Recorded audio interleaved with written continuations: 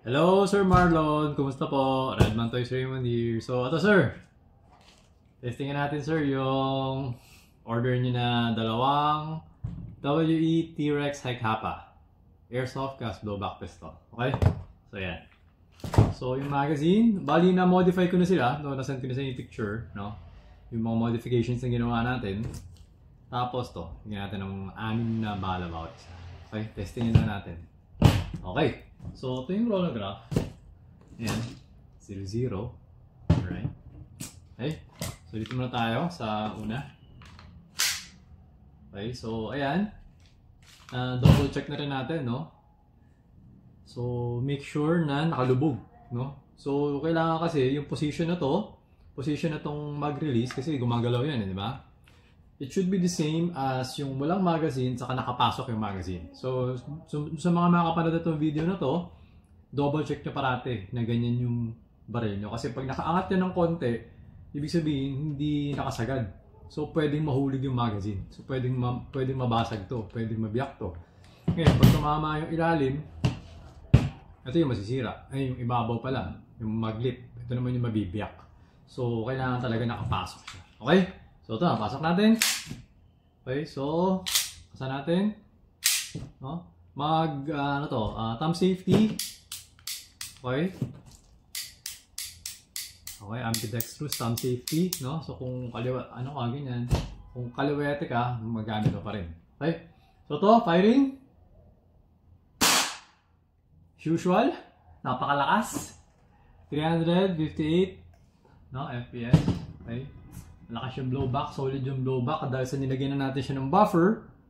Iba kasi yung blowback, yung feel ng may buffer na goma at saka yung original na buffer niya na plastic. So yung plastic kasi mas matigas kasi yun. So pag tumatama siya, parang ganun. Although to, yung tunog niya malakas pa rin. Iba kasi yung may goma eh. So mahirap i-explain actually. So, kasama naman yung plastic nandyan. So, pwede nyo naman i-testing, ipalit nyo. Sinad ko naman sa inyo yung picture ng original na configuration niya. So, pwede nyo siya ibalik. Pagtapos, subukan nyo. Mas tingnan nyo na lang kung ano mas gusto nyo. Parang gano'n. Okay? So, ito. 351, 335, 334, 330, 322.6. Okay. Ayan. So, nag-open chamber siya. Wala na siyang BB. Ayan. Remove the magazine, no? Wala na BB. Okay. So, okay. Tapos tayo sa una. Ito yung una. Yung pangalawa. Okay. Alright. Okay, ayan. Pasok. Okay. So, firing. 358 ba? Parehas ah. 358. Ayan, okay.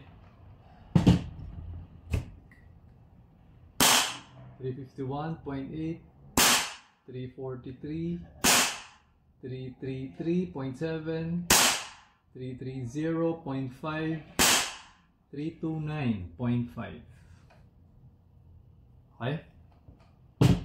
Ayan. So, as usual, nag-open chamber siya. Okay, hindi na pala natin na-test yung thumb safety. So, ayan. Wala nang bala, no? So, to-test natin yung thumb safety.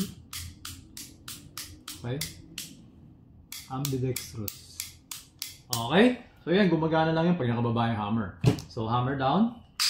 So, pag nakaganyan, huwag mo na masyadong gagalaw. Kasi actually, gumagalaw din siya pero konting-konti lang.